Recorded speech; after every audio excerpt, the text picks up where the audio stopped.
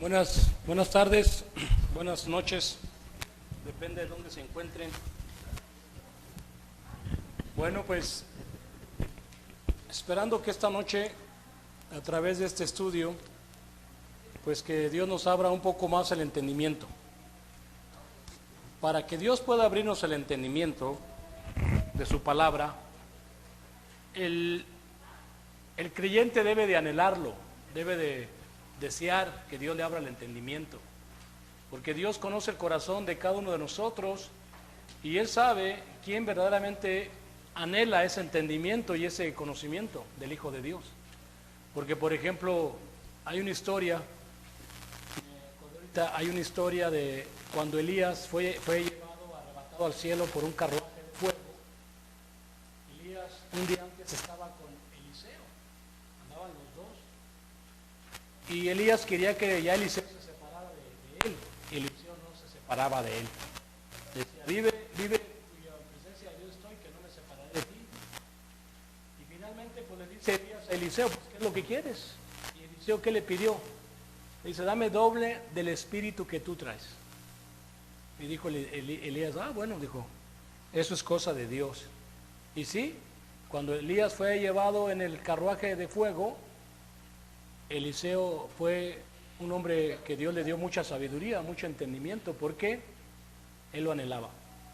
Así también nosotros, cada vez que venimos a la iglesia o nos juntamos como iglesia, como hermanos, o estudiamos la Biblia, pues debemos de tener ese anhelo de desear la palabra de Dios, conocerla, aprenderla, aplicarla, porque una cosa es el conocimiento y otra cosa es el entendimiento de hacer las cosas, ¿sí? Dice, el conocimiento envanece, pero el amor edifica. O sea, tiene que ser, pues, importantísimo el conocimiento, pero más importante el amor, que es donde aplicas la palabra de Dios, donde entiendes lo que estamos leyendo y lo estás llevando a cabo. Por ejemplo, estamos estudiando ya el último versículo de Efesios 2:22, que yo digo que es un versículo que tiene mucha información. Lo que pasa es que muchas veces nos hace falta más sentarnos a estudiar, pero hay mucha información de ese versículo de Efesios 2:22, ¿verdad? Y lo voy a leer así rápidamente para que ustedes sepan de qué estoy hablando. En Efesios capítulo 2, versículo 22, ya para terminar este capítulo que se fue muy largo, vamos a ver qué dice ya la vamos a terminar. Efesios capítulo 2 y el versículo 22. Dice, en quien vosotros también sois juntamente edificados para morada de Dios en el Espíritu. Acuérdense que cuando habla de nosotros, se refiere a nosotros como grupo, como iglesia, como congregación. Es muy importante cuando estudiamos el Viejo Testamento, cuando vemos el tabernáculo que se componía en dos partes. El tabernáculo se componía el lugar santo y el lugar santísimo. Acuérdate que el lugar santo, los sacerdotes pues cumplían ciertos servicios de culto, pero el lugar santísimo, una sola vez el sumo sacerdote entraba con la sangre de los animales para que Dios pudiera perdonar los pecados de él y los del pueblo. Perdonar, no redimir. Así es que esto lo hacían durante todo el Viejo Testamento, representando que ahora en el Nuevo Testamento nosotros somos el lugar santo y el lugar santísimo ahora es el cielo. Cristo fue nuestro sumo sacerdote, es muy importante aclarar, nuestro sumo sacerdote, ya no con sangre de machos cabríos ni de becerros, sino por su propia sangre entró al lugar santísimo, que es el cielo. Y nosotros ahora nada más tenemos que darle cuenta a Dios. Cada congregación es independiente. Lugar santo, estamos aquí nosotros, y lugar santísimo, el cielo. Nosotros no tenemos que ir a darle cuenta a otro lugar o a otro país. Hay muchas iglesias, por ejemplo, que tienen sus células en un país. Por ejemplo, los mormones, la mera matriz de los mormones está en Salt Lake City. Ahí está la mera mata de ellos, y todos tienen que ver con ellos. Así es que si algo pasa ahí, todos están embarrados, porque ellos tienen, como decir, su lugar santísimo está en Lake City. Los de los testigos de Jehová están en Brooklyn, Nueva York. Los de Roma en Roma. Allá está su mera, ¿cómo se llama? La mera capital, vamos a decir. Pero nosotros no, a quien damos cuenta es directamente con Dios. Si nosotros caemos, si nosotros regamos, si nosotros no somos morada de Dios en el Espíritu, si nosotros fracasamos ante Dios. Nosotros somos los que quedamos mal con Dios. Nadie más que nosotros. Igual tú también, si Dios te dio el Espíritu y no haces nada con Él, tú fracasas nada más. No puedes embarrar a otros, nada más tú. Así también dice el apóstol Pablo aquí, en quien todos nosotros juntamente sois edificados para morada de Dios en el Espíritu. Y este versículo pues tiene muchas cosas que decir. Habla de amistad, de familia, de una relación. Inclusive hay un versículo que creo que si voy a encontrarlo está en el Salmo 133. Vamos a ver si está ahí. Salmo 133.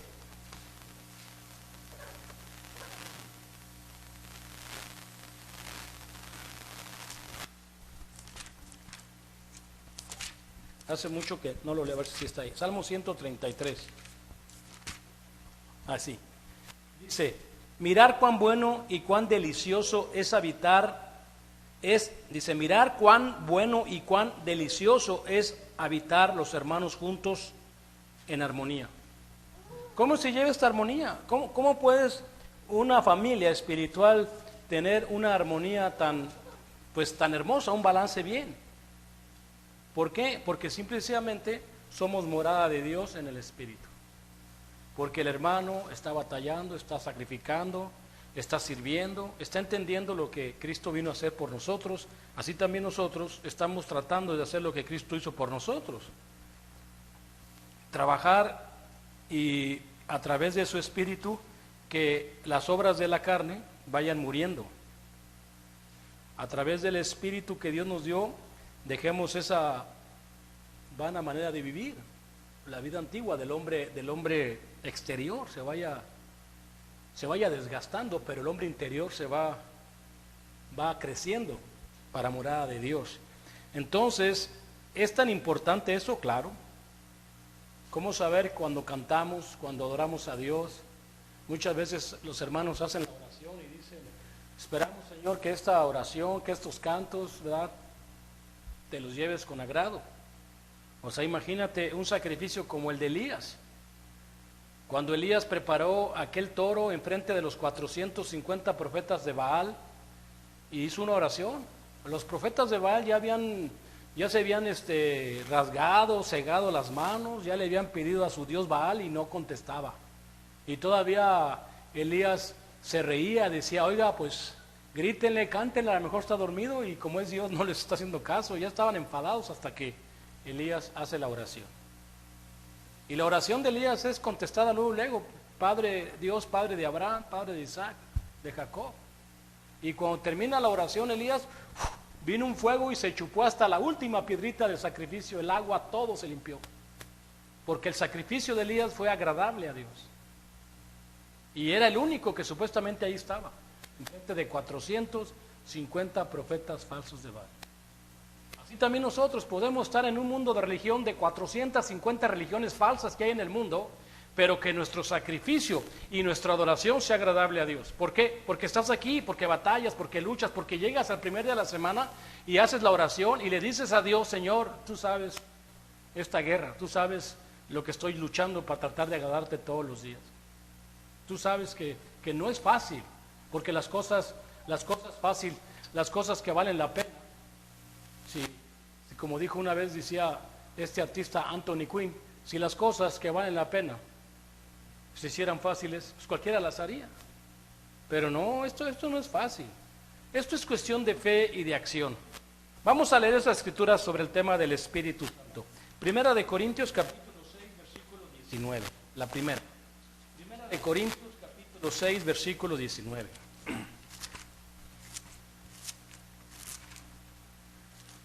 En Primera de Corintios 6, 19 dice la palabra de Dios. ¿O ignoráis que vuestro cuerpo es el templo del Espíritu Santo, el cual está en vosotros, el cual tenéis de vosotros, y que no sois vuestro? porque habéis sido comprados por precio.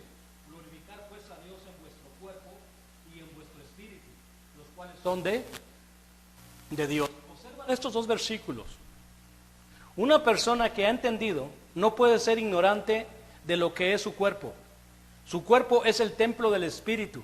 Para esa persona haber recibido el Espíritu Santo, se tuvo que haber arrepentido de su vida antigua. Tuvo que haber entendido que antes de entender o para poder ser templo del Espíritu, tuvo que haberse arrepentido y haberse bautizado y recibir el Espíritu Santo. Porque ella entendió o él entendió que tuvo un precio muy caro que pagar para el rescate de su vida inútil y de su vida de pecado. Arrepentirse, señores, cambiar para que Dios pueda morar en vosotros. El mundo religioso le dice a la gente que no tiene que hacer eso. El mundo religioso le dice nada más que lo único que tienes que hacer es, ya nacen cristianos, ya no sé ni en qué momento se arrepintieron, ya son cristianos. Otros no tienes nada que hacer, nada más acéptalo y todo. Ya no les cuesta absolutamente nada que hacer. Pero es una mentira, es una mentira. Por eso lo aceptan tan conveniente, porque es muy conveniente no hacer nada, nada más. Ah, sí, ya soy, bueno, ya soy. Y siguen viviendo su vida de pecado. Pero así no es. A nosotros se nos predicó el Evangelio, ¿verdad? Lo entendimos y lo aceptamos. Tomamos la decisión correcta, porque así me enseñó el hermano y yo también así lo creo. El hermano decía, hermano, si yo volviera a nacer, yo me volvería otra vez a bautizar. Yo volvería a este camino otra vez. Si yo volvería a nacer, yo no quiero que nada cambie en mi vida. Creo que estoy de acuerdo también con él. Yo no cambiaré tampoco nada en mi vida. Y es que ahora podemos entender que no hay cosa mejor que este cuerpo le sirva a Dios. Porque este cuerpo, la verdad, es vergüenza, pero lo entendemos. Y como te digo, a esas personas ya no les tuvieron que decir que se tienen que arrepentir de sus vergüenzas, de sus pecados. No tienen que hacer nada. Y acuérdate que cuando no se arrepienten, el pecado muere en ellos. El pecado está en ellos. Y si esas personas se llegaran a morir físicamente, ¿qué les espera? Romanos 6:23, vamos a leerlo. En Romanos 6:23 dice la palabra de Dios así. Dice pues, en Romanos 6:23, porque la paga del pecado es muerte, mas el regalo de Dios es vida eterna en Cristo Jesús, Señor nuestro. ¿Qué es las consecuencias del pecado? Es la muerte espiritual. Si esa persona llegara a morir físicamente en ese pecado, quedaría muerta espiritualmente. Ya no se va a levantar para la vida eterna. Va a quedar ahí eternamente. Es algo que debe dar miedo. Eternamente quedar ahí. No más vida para ti. En cambio, el regalo de Dios o la gracia de Dios es vida eterna, pero en Cristo Jesús. Y Cristo Jesús fue lo que hizo, dio la vida por nosotros. Y nos lavó nuestras vergüenzas y nos dio parte de su ministerio, parte de su causa, parte de su legado, ¿cómo le quieres llamar? Parte de este gran plan que Él hizo. Nos dio el Espíritu Santo. Y esto es muy importante. Vamos a leerlo otra vez en Efesios capítulo 1, del 3 al 5. Vamos a leerlo otra vez. Efesios capítulo 1, del 3 al 5. Dice así. Efesios 1, del 3 al 5. Bendito sea el Dios y Padre de nuestro Señor Jesucristo, que nos bendijo con toda bendición espiritual en los lugares celestes, en Cristo. Dice, según nos escogió en Él antes de la fundación del mundo, para que fuésemos santos y sin mancha delante de Él, en amor, habiéndonos predestinado para ser adoptados hijos suyos por medio de Jesucristo, según el puro afecto de su voluntad. ¿Cómo pasó eso? Por nuestra fe. Nuestra fe en Él, y es la que nos ayuda. Dice la Biblia que la fe que te va a salvar es la que viene por el oír, y el oír de la palabra de Dios. Romanos 10, 17. importante que vean lo que dice aquí Pablo, que Dios nos escogió, nos hizo participantes de su naturaleza. ¿Cuándo va a ser eso? Cuando vayamos entendiendo que somos peregrinos, nada más, que estamos de paso. Yo sé que quizás a muchos no les guste, pero somos peregrinos, es la verdad. Estoy hoy aquí, mañana ya no estoy. Pero es importante que yo lo entienda. Y mientras estoy en este cuerpo, ¿qué es el consejo que nos da Pedro? Primera de Pedro, capítulo 2, versículo 11. Primera de Pedro, capítulo 2, versículo 11. Es el consejo que el Espíritu Santo ahora nos da en el apóstol Pedro. Primera de Pedro 2:11. Dice así: Amados, yo os ruego como a extranjeros y peregrinos que os abstengáis de los deseos carnales que batallan contra el alma. Ustedes podrán pensar que esto es un juego, pero no es un juego. Se los digo por experiencia. Yo me bauticé en el 93. En muchas partes de este camino me he desanimado. Hay tiempos de que he querido tirar la toalla, pero simple y sencillamente no hay otro camino. ¿A dónde voy? Yo entiendo muy bien lo que dijo Pedro. Señor, ¿a dónde vamos? Tú tienes palabras de Dios. Esta escritura, cuando tú la entiendes verdaderamente, que yo soy extranjero, que yo soy peregrino y tengo una misión de abstenerme de los deseos que combaten en mi cuerpo carnales. Y eso lleva a que la iglesia sea un verdadero cuerpo, dándole la gloria a Dios. Cada miembro de la familia, cada individuo en lo personal tiene que hacer su parte. Tiene que hacer su parte, porque parece que no. Hay veces que cuando uno comete errores todos la llevamos también. Hay una parte en la historia de la Biblia, no sé dónde está, cuando salen de Egipto, después de que salen de Egipto, Josué queda como sucesor de Moisés. Y Josué, mis respetos, un líder como ejemplo a seguir. Y él empieza a hacer todo lo que le dice Dios, pero entonces pierden una batalla. Y empieza a caer su pueblo y él se molesta, pues ¿qué pasó? ¿Por qué estamos perdiendo? Señor, ¿qué hice de malo? Había uno de los miembros que estaba ahí, estaba metiendo con otra mujer ahí, estando casado. Estaban cometiendo adulterio. Y él perdió la batalla por culpa de esta persona que estaban haciendo daño ahí en la congregación. Y él molesto con Dios diciéndole, ¿por qué me está pasando? ¿Por qué está pasando esto? Si deberíamos de ganar la batalla, si tú nos estás mandando y perdemos. Tenían que matar a esa persona, sacarla de la congregación. Y dijo, ahí hay un problema ahí, y lo mataron. Por eso te digo, es muy importante, no nomás es trabajo mío, sino que es un trabajo de todos los que son miembros de la iglesia de Cristo, de ser moradas para Dios en el Espíritu. Esto no es un juego, esto no es ignorarlo, no, es algo importante. Sin embargo, yo sé que muchos lo ignoran, y ahí es donde entra la paciencia de Dios, yo creo. Ahí es donde yo creo que Dios es paciente, está bien, es paciente, pero también tiene límites. Él esperando que cada semana que va pasando, pues tú vayas viendo qué tanto he aventajado, qué tanto he crecido. El hermano Omar decía, muchos cristianos, dice, dan un pasito hacia Dios como el burrito, un pasito para adelante y luego empiezan dos para atrás. Pues, ¿cómo? Cuando tú das un paso para adelante, Dios también da un paso para enfrente, se acercan. Y Él se queda firme, pero tú eres el que te vas para atrás. Empiezas a echar reversa, como los judíos en Egipto. Ya no les gustó el desierto, era aburrido. El desierto no les gustó, querían regresar otra vez a ser esclavos a Egipto. Así también muchos, la verdad, muchos. Y yo lo entiendo. Yo también cuando me bauticé, yo estaba dentro de la iglesia, bautizado, casado, y mi carne me decía, ¿dónde anduvieras ahorita? Y hubieras hecho aquello.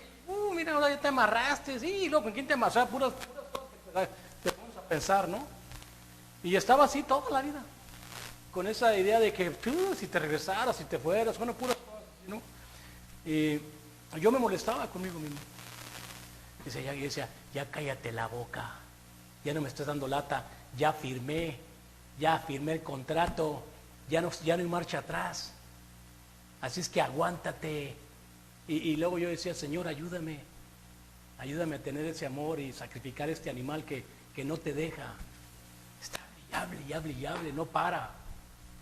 ¿Sí lo oyen a veces? ¿Sí lo oyen?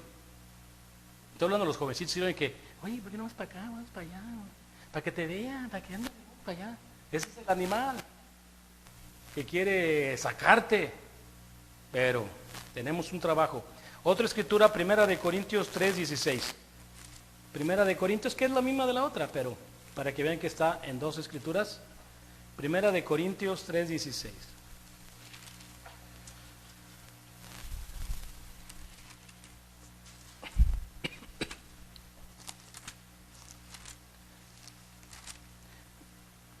Dice así. ¿No sabéis que sois templo de Dios y que el Espíritu de Dios mora en vosotros? Si alguno destruye el templo de Dios, Dios lo destruirá a él, porque el templo de Dios, el cual sois vosotros, santo es. Ahí está otra escritura muy importante. Dios nos está diciendo que ahora nosotros fuimos, o tomamos la decisión de ser el templo del Espíritu Santo. Acuérdense, es una decisión personal. Y no lo ignoremos. Y quien haya sido, o sea, un trato es un trato. Y si tú de repente dijeras, quién sabe qué, pero yo te voy a leer una escritura nomás para qué quiso Dios cuando te dio ese espíritu. Cuando Dios te dio ese espíritu, quiso, ya sabes, te compró. Pero Él te dio, vamos a Efesios 2, 1 al 3. O sea, es donde uno tiene que meditar. Efesios 2, del 1 al 3, dice así. En Efesios 2, del 1 al 3, dice, y Él os dio vida a vosotros cuando estábamos muertos en vuestros delitos y pecados, en los cuales anduvimos en otro tiempo, siguiendo la corriente de este mundo, conforme al príncipe de la potestad del aire, el espíritu que ahora opera en los hijos de desobediencia, de entre los cuales también todos nosotros vivimos en otro tiempo, en los deseos de nuestra carne, haciendo la voluntad de la carne y de los pensamientos, y éramos por naturaleza hijos de ira, lo mismo que los demás. O sea, es importante que tú entiendas que cuando tú estabas muerto, ¿verdad? Y ¿cómo le voy a explicar, por ejemplo, a un joven, ¿verdad?, que quizás dice, pues yo nunca he andado en el pecado, nunca he andado, porque a mí sí Dios me agarró como el hijo pródigo comiendo con los marranos, aquel arrobas que dijo, ¿puedo comer con los marranos? Y le dijeron que no, y él se acordó y dijo, en la casa de mi padre, hasta el más pobre de los trabajadores tiene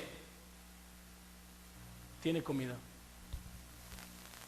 Y a mí me pasó eso. Yo decía, yo sé que con Dios se puede todo, y es donde empieza uno a caminar. Pero ¿cómo vas a explicar eso a un joven que entra a la iglesia?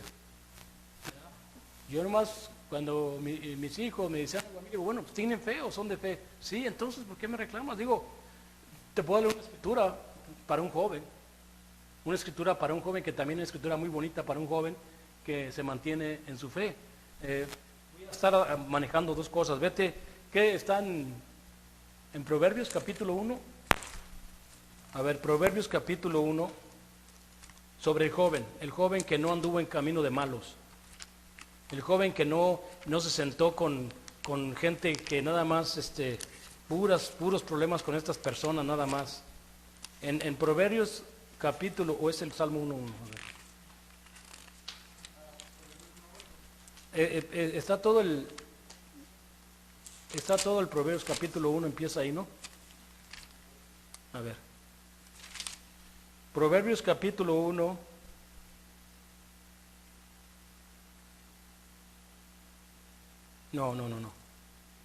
No, entonces Salmos capítulo 1. Salmos capítulo 1. Para un joven, esta escritura que él desde chico conoce la palabra de Dios, dice la palabra de Dios en el Salmo capítulo 1, dice, bienaventurado el varón que no anduvo en consejo de malos, Salmos 1:1, ni estuvo en camino de pecadores, ni en silla de encarnecedores se ha sentado, sino que en la ley de Jehová está su delicia, y en su ley medita de día y de noche. Será como árbol plantado junto a corrientes de aguas, que da fruto a su tiempo y su hoja no cae, y todo lo que hace prospera. Es para mí ver un joven que él nunca anduvo en la carne, nunca anduvo con gente de ideas malignas o de tonterías. No estuvo en ningún camino de esos pecadores que te llevan a la muerte, ni tampoco se sentó con gente de esas que nomás se la llevan chismeando, ultrajando, haciendo cosas que dañan a la mente de las personas, sino que este joven se deleita en la ley de Dios. Este joven medita de día y de noche en la palabra de Dios. Este joven, cuando él crezca, va a ser como un árbol que da sombra a cualquiera, da consejos y da su fruto a su tiempo y ayuda a muchas personas, y todo lo que él hace, pues eso prospera. Pero nosotros, que anduvimos en otro tiempo, como dice Efesios capítulo 2, que Él nos dio vida cuando estábamos muertos en nuestros delitos y pecados. O sea, observa, y que allá anduvimos en otro tiempo siguiendo la corriente de este mundo, ¿verdad? Éramos un templo para el príncipe del aire. Este espíritu moraba en los hijos de desobediencia. Ahí andábamos. Así estábamos. Yo no sabía que era el templo, y lo voy a decir, el templo de Satanás. Yo sé que ahorita se dice, ay, el templo está... No, es que es la verdad. O sea, el diablo nos dirigía. El diablo es muy engañador. Tiene un sistema muy sutil, artificio. Él usa la mentira, el engaño, como si fuera la verdad, como si todo está muy suave, no te preocupes. Puedes practicar el pecado, no pasa nada, disfrútalo, todo el mundo lo hace, ¿cuál es el problema? Todos pecan, tú también hazlo. Esa es una mentira. Eso te va a traer problemas y te vuelves hijo de ira, lo mismo que los demás. Así es que eso es importante, que cuando nosotros nos bautizamos, Dios nos dio ese espíritu para ser el templo de Dios. Ahora, si yo ya entendiendo esto, ya sabiendo todas estas cosas, si yo lo destruyo, si yo destruyo mi cuerpo, de muchas maneras lo puedo destruir, de muchas maneras, desde glotonería, de fornicar, de desvelarme, de andar haciendo cosas que no debo. Entonces la Biblia dice que Dios me va a destruir a mí. ¿Por qué? Porque no se puede hacer eso ante Dios. Vamos a disgustarlo. Vamos ayer estudiamos que cómo Satanás metió gente, ¿verdad? Satanás antes, con violencia y muerte, no pudo conquistar a los cristianos. Al principio de la iglesia mataba, los violaba, los echaba a la cárcel y no pudo. Entonces lo que hizo, ahora metió su pueblo a la iglesia. Y estos empezaron a causar problemas en la iglesia. Estas personas empezaron a dividir y hacer mucho daño a los hermanos que eran de fe. Así es que, de esa manera, cuando escuchamos cosas que no tienen nada que ver con Dios, disgustamos a Dios. Dios se molesta con nosotros porque lo que hacemos no es correcto. Y eso también es un problema, ¿no? Bueno, el Espíritu Santo mora en el cuerpo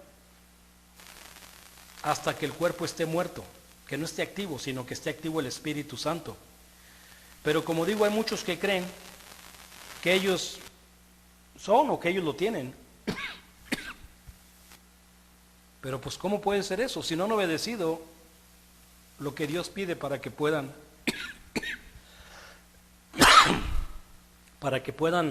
ser templo de Dios.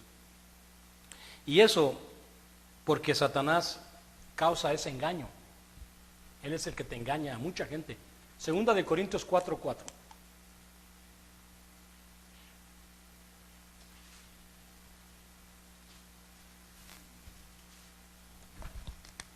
Segunda de Corintios 4:4.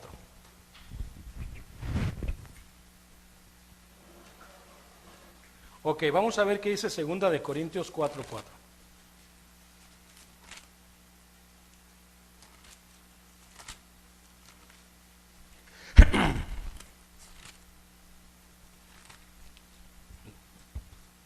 En 2 Corintios 4:4 dice la palabra de Dios, en los cuales el Dios de este siglo cegó el entendimiento de los incrédulos, para que le resplandezca la luz del Evangelio, de la gloria de Cristo, el cual es la imagen de Dios.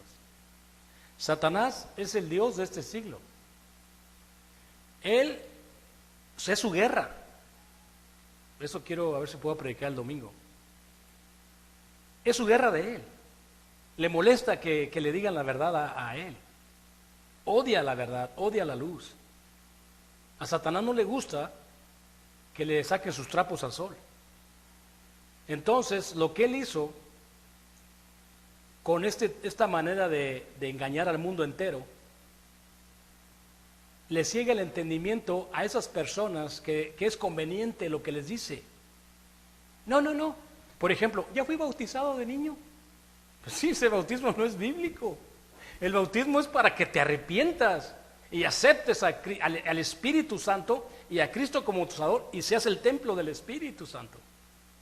Pero a la gente le gusta que Satanás les diga eso. No, pues yo ya fui bautizado. Ándale pues. Usa estas palabras como sutiles y al idólatra le conviene aceptarlo. Ah, sí, cierto, ya yo fui bautizado cuando era niño, ya no tengo que... No. Ese es Satanás que te ciega el entendimiento. Estás viendo cómo se está desmoronando tu familia. Estás viendo cómo se está destruyendo tu país. Estás viendo lo que el verdadero león devorante haciendo pedazos las naciones. Y tú sigues diciendo, no, yo fui bautizado cuando estaba chiquito. Ya no te tienes que avergonzar de tus vergüenzas, de tus pecados. Ya no te tienes que arrepentir porque el bautismo es para arrepentimiento. O sea, Pedro les dijo, arrepentíos y bautícense. Hechos 2:38. Ahora que vayas enfrente de Dios y que Él te preguntara, ¿por qué no lavaste tus vergüenzas? Es que el sacerdote me dijo que ¿sí? A ver si el sacerdote te va a salvar. A ver si el sacerdote te va a dar gloria y vida eterna. O que le digas, pues es que mi mamá me dijo así. Sí. A ver si tu mamá va a estar allá esperándote para darte la vida eterna. No, te vas a enfrentar con Dios. Pero este Satanás, que es su guerra porque no le gusta la verdad, le gustan las cosas más cómodas y engaña al mundo entero, le ciega el entendimiento a estos incrédulos. Dice, para que no le resplandezca la luz del Evangelio, que es la vida eterna de Cristo Jesús. Cristo nos promete, que dijo, el que cree en mí no verá muerte, mas pasará de muerte a vida eterna. Pero tenemos que creer en Él, o sea, obedecerlo. La palabra creer es obedecerlo. Creer que es el galardonador y obedecerlo. Él es el autor de salvación a todos los que le obedecen. Pero ahí está muy claramente el engaño. Y este engaño es necesario. Dios le permitió al Satanás de guerra que hiciera su propio evangelio. Hazlo pues, engáñalos. Y te va a decir ahí claramente en 2 de Tesalonicenses, capítulo 2, versículo del 11 al 12. En 2 de Tesalonicenses, capítulo 2, del 11 al 12. Dice así. Dice, por eso mismo Dios envió un poder engañoso para que crean la mentira, a fin de que sean condenados todos los que no creyeron a la verdad, sino que se complacieron con la injusticia. Dios permitió este poder engañoso que es de parte de Satanás. Ok, hazlo. ¿Pero por qué? Por cuanto no recibieron el amor a la verdad, sino que se complacieron de la mentira. Ahí está. Es por eso que te digo, muchas personas prefieren que les digan que sí, que ya están con Cristo, que todo está bien. Y más cuando se mueren, los ponen en el cielo. Ya todo está figurado para ellos. Es muy conveniente. Como te digo, pueden seguir viviendo su vida carnal sin ninguna conciencia. Pero Cristo dijo, si no os arrepentís, todos pereceréis. Hay una parte en la Biblia, no sé si ustedes la han leído, Dice, ¿ustedes creen que porque aquellos galileos que les cayó la torre de Siloé encima, aquellos 19,000 creo que dice, fueron muertos, ellos eran más pecadores que ustedes? No, os digo, si no os arrepentís, todos pereceréis de la misma manera. Hermano, hay que ser sinceros. Pero te digo, hay religiones que te dicen, no, así está bien, no te preocupes de nada, sigue haciendo lo que tú quieras. Y nosotros sabemos que Dios nos dio espíritu. Te vuelvo a una escritura, que son 2 versículos que nos ayudan a entender por qué es que tenemos que obedecer el Evangelio y para qué obedecer el Evangelio. Vamos otra vez a Efesios, capítulo 1, del 12 al 14, ya con eso voy a terminar. Efesios, capítulo 1, del 12 al 14. Dice así: a fin de que seamos para alabanza de su gloria. Observa, o sea, ¿cómo yo puedo ser alabanza de su gloria, de la vida eterna? Nosotros los que primeramente esperamos en Cristo. En Él, o sea, en Cristo, también vosotros, habiendo oído la palabra de verdad, ¿sí te fijas? La palabra de verdad, ¿ok? Que es el Nuevo Testamento, ahí no hay mentiras. Otra cosa, ninguna mentira procede de la verdad, está en escritura en la Biblia. Dice, habiendo oído la palabra de verdad, el evangelio de vuestra salvación, y habiendo creído en él, o sea, habiéndolo obedecido, fuiste sellado con el Espíritu Santo de la promesa. Observa claramente, yo oí la verdad, la anduve buscando. Quizás puedas decir, no sé en qué me estaba metiendo, pero yo quería conocer a Dios, simplemente quería saber de Dios. Iba a una iglesia, fui a otra. Hay personas que me dicen, oye, yo he estado en 5 iglesias, no hay problema. Si a mí tú me dices que has estado en 5 iglesias, ¿sabes lo que estás diciendo a mí y a Dios? Tú andas buscando a Dios. No hay ningún problema. Si tú me dices, oye, yo me bauticé 3, 4 veces, qué bueno, ¿ya encontraste? Porque el que busca va a encontrar, el que toca se le abrirá. Pero hay hombres que dicen, no, yo no sé, no busquen. No, esa es cosa del diablo. Cuando un predicador te dice, no busques aquí, no, ese lo que quiere es que le dé su lana. No, busquen, averigüen, prueben, vayan y investiguen y averigüen todas las cosas, porque hay una mentira. Pero nosotros, cuando oímos la palabra de verdad, ¿qué dice la palabra de verdad? El Evangelio. Y una cosa es el Evangelio y otra cosa es la verdad. Una cosa es el Evangelio y otra cosa es la palabra del Nuevo Testamento. Muchas personas no saben eso. Oiga, ¿qué es el Evangelio? Es la palabra de Dios, ¿no? La palabra del Señor vino por causa del Evangelio. No, sí. Entonces el amor de Dios fue lo que motivó a nuestro Padre Dios para mandarnos el Evangelio. No, pues entonces no sé qué, pues no sabes lo que es el Evangelio. Tienes 20 años en tu iglesia y no sabes lo que es el Evangelio. Y es lo primero que tienes que saber el Evangelio. La muerte, sepultura y resurrección de Cristo, esto nos enseña la verdad. Y habiendo obedecido el Evangelio en el bautizo, como fue Hechos 2:38, fuimos sellados con el Espíritu Santo de la promesa. ¿Por qué es una promesa el Espíritu Santo? ¿Quién me podría explicar por qué es una promesa? No, sí, es una promesa, pero ¿qué es lo que nos promete el Espíritu Santo? ¿Y vamos a qué? A crecer. O sea que lo primero que tengo que entender es que al recibir el Espíritu Santo me va a llevar a entender todo. Pero el Espíritu Santo, cuando empiezas a entender, te vas a morir. Vas a morirte. Como dije el domingo, no puede el Espíritu darle fruto si yo no muero. O sea, ¿cómo crees que si yo ando de prostituto, de borracho, de echándome mi alcohol, cómo va a obrar el Espíritu Santo en este cuerpo? Claro que no.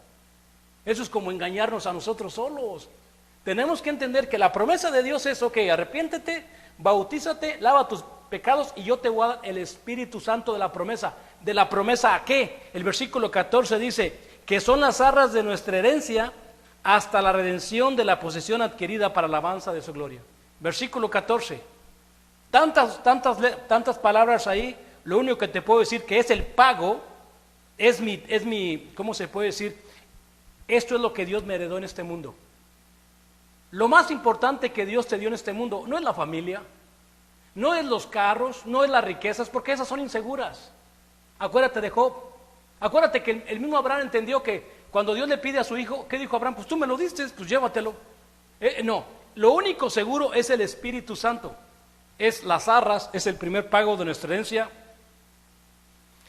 Dice, hasta la redención de la posesión adquirida, o sea, hasta que llegues a la madurez que Dios necesita, Dios adquiere.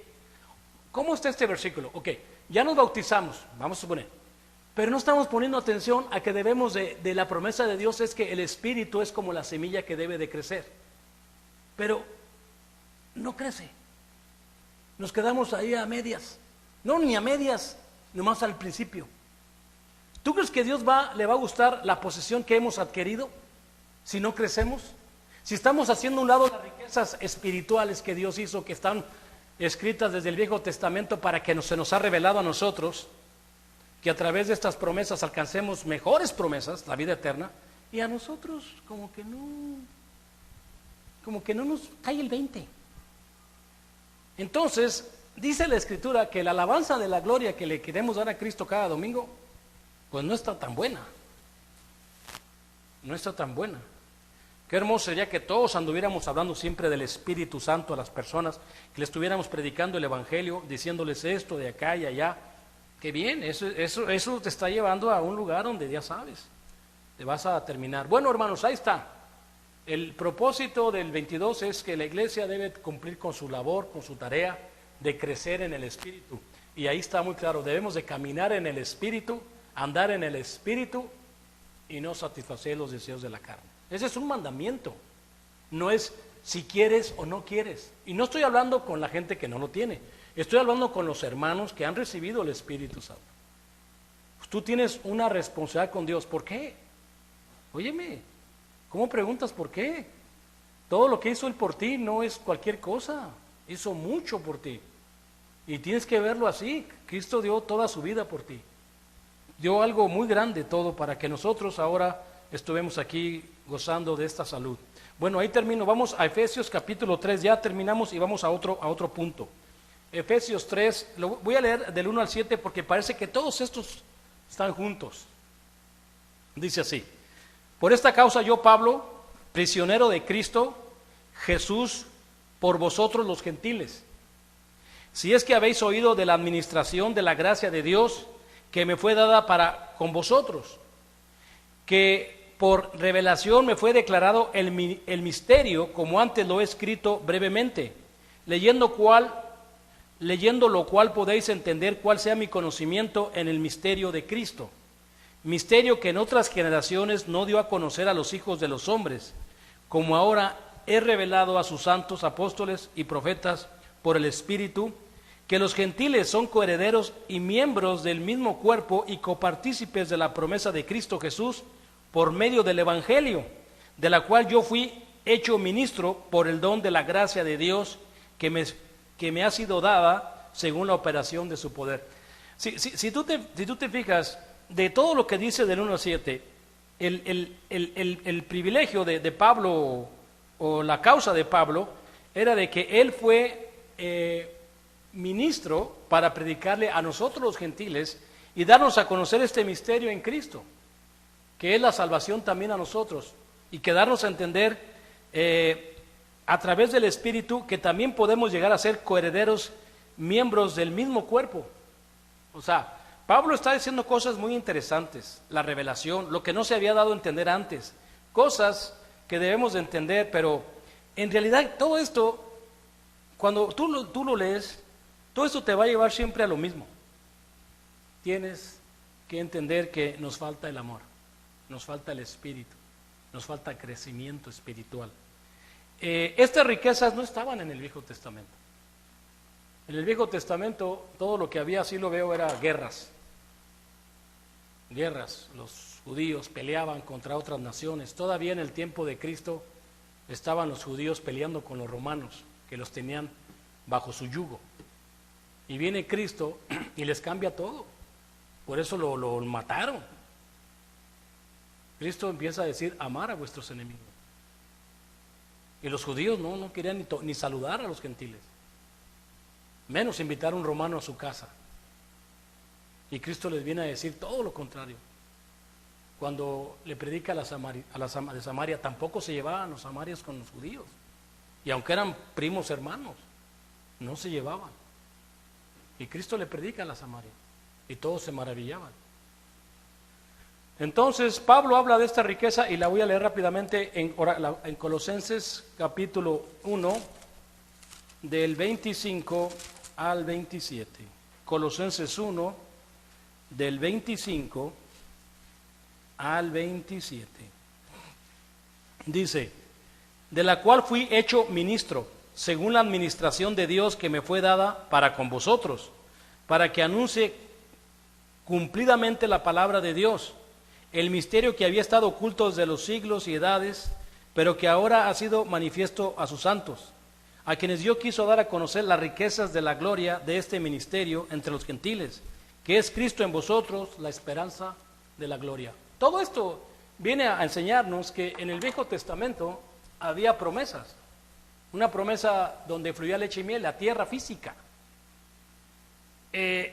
Yo creo que en ese tiempo los judíos no tenían ni idea de lo que Dios quería preparar en un futuro, la esperanza de gloria. ¿De qué estamos hablando? A través del Evangelio estamos hablando de la vida eterna, hermanos. Yo creo que esta parte de lo que habla de la promesa, de esta riqueza, es que como que muchos lo miramos como algo insignificante, como que algo, pues ¿qué será ya tú? Como no sé ni qué es, no, están más ricas las hamburguesas aquí, o sea, como que no hay una cosa importante en entender qué habrá más después de la muerte. ¿Por qué Cristo quiso crucificarse a los 33 años? ¿Por qué dijo, cuánto he deseado comer con vosotros esta Pascua? ¿Por qué Esteban se enfrentó a un grupo de judíos que lo apedrearon y lo mataron después de Cristo? ¿Por qué tanta gente se entregaba y moría en Cristo? Porque la promesa era tan grande de la vida eterna que muchos deseaban morir en el instante. Después de la muerte de Cristo, el Evangelio era una cosa preciosa escucharlo y la promesa de la vida eterna.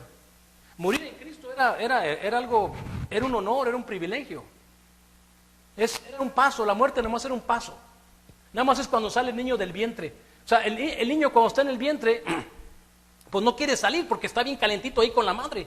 Pero cuando ese niño sale y tiene éxito en la vida, puede decir, y yo que no quería salir del vientre.